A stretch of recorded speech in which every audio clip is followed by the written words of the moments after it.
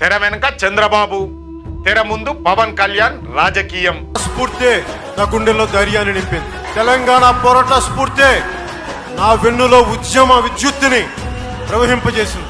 పవన్ కళ్యాణ్ తోని కాపు ఓట్లపై కన్నేసిన కాంగ్రెస్ దింపుడు గల్లం ఆశలు.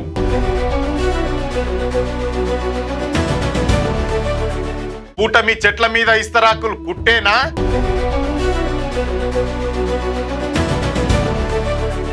మహానాడుల బక్కని నరసింహుల మాటలతో తెలంగాణ అగ్గి మీద గుగ్గిలం.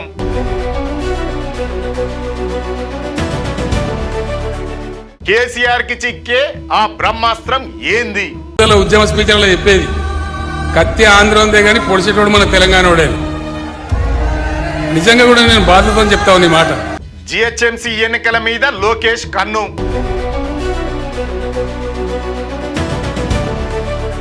పూర్వ వైభవం వస్తదా sir? Welcome to Q news HD. నేను మీ వెంకటేష్. మన పక్క రాష్ట్రంలో పచ్చ జెండా ఎగిరేసిన చంద్రాల్ సారు కన్ను మళ్ళా తెలంగాణ మీద పడ్డట్టుందిగా. మళ్ళోసారి తెలంగాణలో జెండా వాతనీకి గట్టిగానే కుట్రలు మొదలు పెట్టిండ్రు. రెండు కండ్ల సిద్ధాంతంతో తెలంగాణకు అడుగడుగున అన్యాయం చేసిన ముచ్చట ఇక్కడి జనం ఇంకా మర్చిపోలేదన్న సోయి కూడా లేకుండా కొడుకును గద్దెనెక్కించడానికి బాగానే ప్లాన్ చేస్తుండని చెబుతున్నారు రాజకీయం గురించి తెలిసినోళ్ళు. అటు తెలంగాణ అండమాన్లో ఉన్న తెలుగుదేశం పార్టీని కూడా బలోపేతం చేయాల్సిన బాధ్యత నా పైన ఇప్పుడు ఉంది. తప్పనిసరిగా నాయకుల్ని కార్యకర్తలను కలుస్తా. అక్కడున్న కార్యకర్తల నాయకులందరూ కూడా ఒకటే పిలిపిస్తున్నా, పార్టీ ఏ కార్యక్రమం ఇచ్చినా మనం జయప్రదం చేద్దాం, కలిసికట్టుగా పనిచేద్దాం. గ్రామ స్థాయి నుంచి మళ్ళీ తెలుగుదేశం పార్టీ కలిసికట్టుగా పూర్వ వైభవం తీసుకొద్దామని వాళ్ళందరికీ సభాముఖంగా నేను హామీ ఇస్తూ, నాకింత ఉద్యమ కాలంలో గీడ మనోళ్ళందరూ ఒక్కటై పోరాడిన స్ఫూర్తిని ముక్కలు చేసి మళ్ళా ఇక్కడ పచ్చ దుకాణం తెరిచేటందుకు కొత్త భాగోతం షురూ చేసిండు. అసలు ఈ తెలంగాణ నుంచి ఆ పార్టీని తరిమి కొట్టిన ఇక్కడ ప్రజలు కేసీఆర్ బయటకు రాకుండా ఫామ్ హౌస్లోనే ఉండటం, రాష్ట్ర ముఖ్యమంత్రి ఒకప్పటి తన అనుచరుడే కావడం ఆయనకు ఆడింది ఆటగా మారిందంటున్నారు. నిజానికి ఆ పార్టీ ఇక్కడ ఉండొద్దనే జనం గట్టిగానే తీర్మానించుకున్నారు కదా. సమైక్య పాలనలో తెలంగాణకు జరిగిన అన్యాయం, రాష్ట్రం రాకుండా చేసిన కుట్రలు, ఆఖరికి రాష్ట్రం వచ్చినాక కూడా కాళ్ళల్లా కట్టెబెట్టిన సంగతులు ఎవరు ఇంకా మర్చిపోలే. ఇవన్నీ తెలంగాణ జనం యాదుకుంచుకుర్రు. అయినా సరే ఇవాళ మళ్ళోసారి తెలంగాణకు వస్తామంటే ఊరుకుంటారా మనోళ్ళు? జనం గుండెలల్లో ఉన్న రాజకీయ చైతన్యంను ఉత్తగానే తుడిసేయొచ్చు, కడిగేయొచ్చు అంటే గది ఉత్తముచ్చడగానే మిగులుతుంది. ఈ గడ్డ మీద పుట్టిన బిడ్డలు ఆ పార్టీని చీత్కరించిర్రు కాబట్టే వాళ్ళ సైకిల్ బండిని బార్డర్ దాటిచ్చిండ్రు. ఇవన్నీ సరే గాని ఇప్పుడు అధికారంలో ఉన్న కాంగ్రెస్ ముఖ్యమంత్రి రేవంత్ రెడ్డి సారు తన పాత గురువు కోసం ఆరాట పడతాండు. ఇది చూస్తే అచ్చం దింపుడు గల్లెంల ఆశలాగా కనిపిస్తాంది. తెలుగు రాష్ట్రాలలో ఎన్టీఆర్ అభిమానులు కానోళ్ళు ఎవరైనా ఉంటారా? ఎన్టీఆర్ విగ్రహం అమీర్పేట మైత్రివనంలో పెడుతుంటే వద్దనే దుర్మార్గుడు ఎవడన్నా ఉంటాడా? ఉంటే ఆ దుర్మార్గులను మూసిలేసి పొందబెడతాం. అమీర్పేట చౌరస్తలో పెద్ద ఎన్టీఆర్ విగ్రహం పెట్టుకుందాం. పెట్టుడు కాదు, నేనే వస్తా, నేనే ముఖ్యమంత్రిగా పెద్ద ఎన్టీఆర్ విగ్రహాన్ని ఆవిష్కరించే బాధ్యత నాది. తెలంగాణలో జీవిడిచిన పచ్చ పార్టీకి మళ్ళోసారి ఊపిరి పోయనీకి చూస్తాండు. ఏ లీడర్కైనా ఏ పార్టీకైనా జనం ఇష్టాయిష్టాల మీదనే వారి భవిష్యత్తు ఉంటుందన్న ముచ్చట మర్చిపోయి సోయి తప్పి మళ్ళేదో పిచ్చి పిచ్చి మాటలన్నీ మాట్లాడుతాండ్రు అని అంటుర్రు తెలంగాణ జనం. ఈ కథలన్నిటిని చూస్తాంటే ఎన్డీఏ కూటమిలో ఉన్న పచ్చ పార్టీని తెలంగాణలో బతికించడానికే కేంద్రం కాడ పెద్ద స్కెచ్చే నడుస్తోందని అర్థమైతాంది.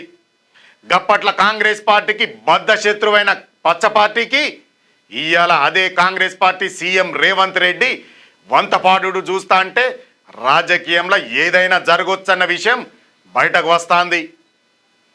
అభివృద్ధిలో దేశంలోనే అగ్రస్థానంలో నిలిచిన తెలంగాణ మీద ఇప్పుడు అందరి కన్ను పడ్డదన్న ముచ్చట మొన్న మోదీ హైదరాబాదు టూర్తోనే తెలిసిపోయింది. ఆయన పనిగట్టుకొని మరి ఏపీని తెలంగాణను మళ్ళా కలిపేటందుకు ప్లాన్లు వేస్తుండా అన్న అనుమానాలు జోరుగా షికార్లు కొడుతున్నాయి. దీంతోని ఏపీల కొడుకును పైకి లేపి మల్లోపారి తెలంగాణల కింద పడ్డ జెండాను ఎత్తాలని చూస్తాండు చంద్రబాబు సారు. అందుకే వెనక నుంచి ఇదంతా నడిపిస్తున్నారని అనుకుంటుర్రు తెలుగోళ్ళు. చంద్రాలు సారు డైరెక్ట్గా రంగంలోకి దిగితే పని కాదని తెలంగాణ జనం కూడా నమ్మరని ఆయనకు బాగానే తెలుసు. అందుకే ఏపీ డిప్యూటీ సీఎం జనసేన అధ్యక్షుడు పవన్ కళ్యాణ్ను తెలంగాణ రాజకీయాలలో దించనీకి గట్టిగానే ప్లాన్ చేస్తుండ్రు. మున్నూరు కాపోళ్ళు పవన్ సారును ఆదరిస్తారని, ఎట్లయినా సినిమా అభిమానులు ఆయన వెనక ఉంటారని, అట్లానే బీజేపీకి ఉన్న బలం ఇవన్నీ కలిస్తే కూటమికి పెద్ద లాభం జరుగుతుందని చెట్ల మీద ఇస్తరాకులు గుర్తుండ్రు. అందుకే తెర ముందు జనసేన, తెర వెనుక బీజేపీ అన్నిటికన్నా వెనకుండి నడిపించేందుకు పచ్చ పార్టీ సిద్ధమవుతున్నాయి. ఈ మూడు పార్టీలు మొన్నటి మోదీ హైదరాబాదు పర్యటనలో ఒప్పందం చేసుకున్నారని చెబుతున్నారు తలవండిన రాజకీయ పండితులు. తెలంగాణలో ఎన్నడూ లేనిది కులాల పేరుతోని రాజకీయం నడపాలని ఎత్తులు వేస్తున్నారు. తెలంగాణ మేమే తెచ్చినామని చెప్పుకునే బీఆర్ఎస్ పార్టీని దూరం పెడితే తప్ప వాళ్ళ పప్పులు ఉడకవని పక్కగా డిసైడ్ అయ్యిండ్రు. అందుకే పవన్ కళ్యాణ్ ఎప్పుడు ఛాన్స్ దొరికినా మన కొండగట్ట అంజన్న దర్శనం చేసుకుంటాడు.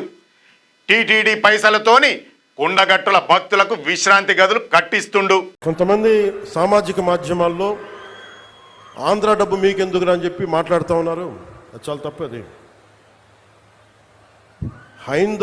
హైందవ ధర్మం ఎక్కడున్నా, భారతదేశం ఎక్కడున్నా, అది ఆంధ్ర ఇలా ప్రాంతీయతలు పట్టుకురాకండి. హైందవ ధర్మం ఎక్కడున్నా హైందవ ధర్మాన్ని కాపాడుకుంటుంది. అందుకని దయచేసి ఈ సూడో సెక్యులరిస్ట్ యాటిట్యూడ్ తోటో ఇలాంటి వితండవాదాలతోటి మీరు ఇంకా చెడగొట్టకండి. ప్రాంతాలతోటి, ప్రాంతీయతలతోటి, కులాలతోటి, భాషలతోటి ఇంకా దేశాన్ని నాశనం చేసి కూర్చోబెట్టారు. ఇంకా చాలు ఇలాంటి పిచ్చి మాటలను, ఇలాంటి వాదనలు ఆపి కొంచెం కన్స్ట్రక్టివ్గా ఆలోచించండి దయచేసి అందరూ. దానికి శంకుస్థాపన చేయనీకి కూడా పవన్ కళ్యాణ్ వచ్చిండు. ఇది మామూలుగా జరిగే ముచ్చటే అయినా రేవంత్ సర్కార్ మాత్రం దీనికి ఎక్కడ లేని ప్రచారం కల్పించింది. అధికారికంగా పెద్ద హడావిడి చేసి పవన్ పర్యటనను హైలైట్ చేసిండ్రు.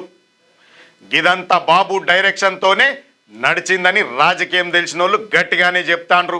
గ్రేటర్ హైదరాబాద్ పరిధిలో ఉన్న కొన్ని నియోజకవర్గాలతో పాటు ఖమ్మం జిల్లాలలో కొద్దిగా పలుకుబడి ఉన్న కమ్మ, కాపు, బీసీ ఓట్ల మీద వీళ్ళ నజర్ పడ్డది.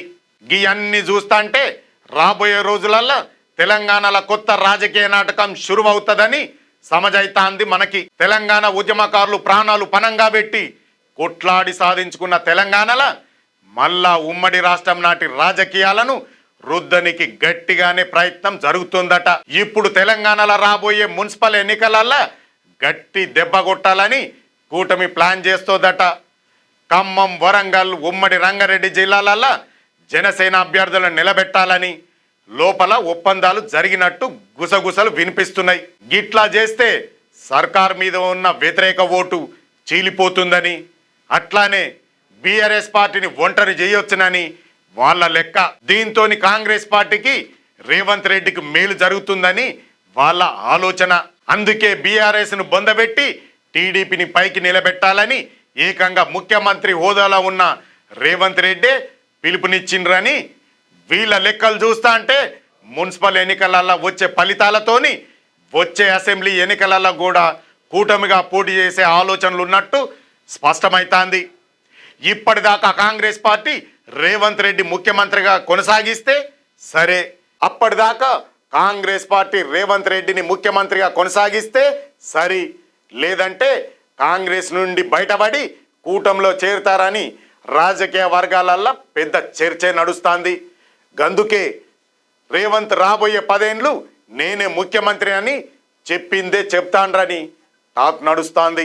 అయితే ఒకవేళ ఈ కూటమి తెలంగాణలో అడుగు పెడితే మాత్రం బీఆర్ఎస్కి ఒక బలమైన బ్రహ్మాస్త్రం దొరికినట్టే అంటుర్రు కేసీఆర్ను దగ్గరగా చూసినోళ్ళు. మనం కల్లారా చూసినాం కదా, సిర్ఫ్ చంద్రాలు మన బార్డర్లో ఉన్న ఖమ్మంలో అడుగు పెడితే కేసీఆర్ రాజకీయ ఎత్తులకు ఎలా క్లీన్ బోల్డ్ అయ్యిండో. ఒకటి మాత్రం వాజీవు ముచ్చటనే, ఈ ఎత్తులకు పై ఎత్తులు వేసే సత్తా ఒక్క కేసీఆర్ దగ్గరే ఉందని చెబుతాండ్రు విశ్లేషకులు. మొన్న జరిగిన మహానాడుల పచ్చ పార్టీ నాయకులు చేసిన వ్యాఖ్యలు తెలంగాణ ప్రజల గుండెల్లో గుణపాలు దించినాయి. బక్కని నరసింహులు అనేటోడైతే ఏకంగా తెలంగాణ అన్న పదం ఏ డిక్షనరీలోనే లేదని బలుపు మాటలు మాట్లాడిండు. ఈ తెలంగాణ అనే పదము డిక్షనరీలో ఎక్కడా లేదు. ఆంధ్ర అని ఆంధ్రకు కొన్ని పదాలు ఉన్నాయి, తెలంగాణకు డిక్షనరీలో లేదు.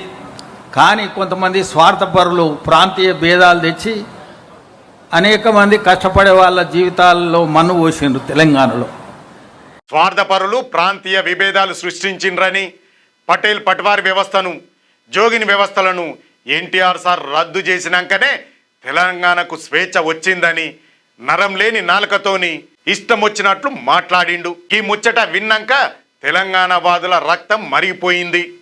60 ఏండ్ల పోరాటం, వందలాది మంది అమరుల బలిదానాలతోని తెచ్చుకున్న తెలంగాణను పట్టుకొని తెలంగాణ పదం డిక్షనరీలోనే లేదని అవమానించడం వాళ్ళ అహంకారానికి నిదర్శనమని 6 దశాబ్దాల పాటు తెలంగాణ సంస్కృతిని, భాషను, యాసను ఇజ్జత్ తీసిన గీ ఆంధ్ర నాయకులు ఇయ్యాల కూడా అదే తీరులో మాట్లాడుతా అంటే జనం చీకొడతాండ్రు. మహానాడుల చేసిన గీ మాటల మీద కేసీఆర్ కూడా గట్టిగానే ఫైర్ అయ్యిండ్రు. తెలంగాణ జోలికి వస్తే ఖబర్దార్ బిడ్డ అని ఆ నాయకుడికి గట్టిగానే వార్నింగ్ ఇచ్చి పడేసిండు. తెలంగాణ అస్తిత్వాన్ని, ఆత్మగౌరవాన్ని దెబ్బతీసే ప్రయత్నం చేస్తే ఊరుకునేది లేదని తేల్చి చెప్పిండు. జనం కూడా నరసింహుల మాటల మీద అగ్గి మీద గుగ్గిలమైతాండ్రు. అసలు తెలంగాణ పునాదుల మీదనే ఇయ్యాల వాళ్ళ పార్టీ ఏపీల అధికారంలోకి వచ్చిందన్న సోయి కూడా మర్చిపోయి ఇష్టం వచ్చినట్లు మాట్లాడుతుండ్రని మండిపడతాండ్రు ఇక్కడి జనం. పచ్చ పార్టీ నాయకులకు బుద్ధి గడ్డి తిని గిట్ల మాట్లాడుతుంటే ఇక్కడ వాళ్లకు ఓట్లు గుద్దేది ఎవరు? ఈ నాయకుల మాటలు చూస్తాంటే వాళ్లకు తెలంగాణ మీద ఇంకా ఎంత కోరిక దాగున్నదో తెలుస్తాంది. తెలంగాణను ఓటు బ్యాంకుగా చూస్తున్నారే కానీ ఇక్కడి జనాల మీద వాళ్లకు ఏమాత్రం గౌరవం లేదన్న ముచ్చట బక్కని మాటలతోనే తేట తెల్లమైంది. గిసొంటి నాయకులను, వాళ్ళ పార్టీని తెలంగాణ జనం ఎప్పటికీ క్షమించరన్నది పక్కా అంటున్నారు పొలిటికల్ అనలిస్టులు. అదే మహానాడు గద్దె మీద ఏపీ మంత్రి, పచ్చ పార్టీ జాతీయ వర్కింగ్ ప్రెసిడెంట్ నారా లోకేష్ బాబు కూడా గట్టిగానే డైలాగులు కొట్టిండు. తనకు పార్టీలో కొత్త పదవి వచ్చిందని, ఇక తెలంగాణ రాజకీయాలల్లా మళ్ళా చక్రం తిప్పుతామని పెద్ద ప్రకటనే చేసిండు. తెలంగాణల పార్టీకి మళ్ళా పూర్వవైభవం తీసుకొస్తానని, రాబోయే జిహెచ్ఎంసీ ఎన్నికల నుంచి పని మొదలు పెడతామని లోకేష్ బాబు మొయ్యలేని డైలాగులు కొట్టిండు. నేను వర్కింగ్ ప్రెసిడెంట్ కరెక్ట్గా అయ్యి కరెక్ట్గా నెల దాటింది. అటు తెలంగాణ, అండమాన్లో ఉన్న తెలుగుదేశం పార్టీని కూడా బలోపేతం చేయాల్సిన బాధ్యత నా పైన ఇప్పుడు ఉంది. తప్పనిసరిగా నాయకుల్ని, కార్యకర్తలను కలుస్తా. అక్కడున్న కార్యకర్తల నాయకులందరూ కూడా ఒకటే పిలిపిస్తున్నా, పార్టీ ఏ కార్యక్రమం ఇచ్చినా మనం జయప్రదం చేద్దాం, కలిసికట్టుగా పనిచేద్దాం. గ్రామ స్థాయి నుంచి మళ్ళీ తెలుగుదేశం పార్టీ కలిసికట్టుగా పూర్వ వైభవం తీసుకొద్దామని వాళ్ళందరికీ సభాముఖంగా నేను హామీ ఇస్తూ, నాకింత స్థానిక నాయకులతోని చర్చలు జరుగుతున్నాయని కూడా గట్టిగానే చెప్పిండు. గీ మాటలు వింటుంటే జనం పడి నవ్వుకుంటాండ్రు. అసలు గీ పార్టీయే లేదు, క్యాడర్ అంతా ఎప్పుడో ఖాళీ అయిపోయి వేరే పార్టీలల్లా చేరిపోయిండ్రు. ఇక్కడున్న పచ్చ పార్టీ ఆఫీసులు కూడా మూలకు పడ్డ సంగతి ఆయనకు తెలియదా అని ముక్కు మీద వేలేసుకుంటాండ్రు జనం. గిసొంటి పరిస్థితులల్లా లోకేష్ జిహెచ్ఎంసీ ఎన్నికలల్లా జెండా పాతేస్తా అంటే వినటోళ్లకు నవ్వొక్కటే తక్కువ అయింది. హైదరాబాద్ జనాలకు ఏ పార్టీకి ఓటేయాలో, ఏ పార్టీ ఉంటే తమకు మంచి జరుగుతుందో పక్కాగా తెలుసు. తెలంగాణ వచ్చినాక విశ్వనగరంగా మారిన హైదరాబాదును చూసి మురిసిపోతున్న జనం మళ్ళా పాత రోజుల దిక్కు పోవాలని ఎందుకు కోరుకుంటారని అడుగుతాండ్రు జనం. లోకేష్ మాటలు కోటలు దాటుతున్నాయి కానీ చేతులు గడప కూడా దాటట్లేవని విశ్లేషకులు సెటైర్లు వేస్తున్నారు. అయినా రాజకీయాలల్లో ఇవన్నీ మామూలే. ఎవరికి వాళ్ళు తమ పార్టీ గొప్ప అంటే తమ పార్టీ గొప్ప అని డప్పు కొట్టుకుంటారు. కానీ ఇక్కడ అసలు ముచ్చట ఏంటంటే ఏపీ నాయకులు తెలంగాణను ఇంకా వదులుకోలేకపోతున్నారు. ఎట్లయినా సరే మళ్ళోసారి బ్యాక్డోర్ నుంచి ఎంట్రీ ఇచ్చి ఇక్కడి రాజకీయాలను శాసించాలని పగటి కలలు గంటుర్రు. దానికి తోడు ఇక్కడ ఉన్న కొందరు నాయకులు కూడా వాళ్లకు వంత పాడటం చూస్తే కొంచెం అలర్ట్గా ఉండటం అవసరమే అంటుర్రు మన విశ్లేషకులు. మరి లోకేష్ జిహెచ్ఎంసీ ఎన్నికలలో ఎసొంటి మ్యాజిక్ చేస్తాడో, పచ్చ పార్టీకి పూర్వ వైభవం ఎట్లా తీసుకొస్తాడో అని జనం ఆసక్తిగా ఎదురు చూస్తాండ్రు. మరో ఇంట్రెస్టింగ్ టాపిక్తో మళ్ళీ కలుద్దాం. అప్పటి వరకు చూస్తూనే ఉండండి మీ క్యూ న్యూస్.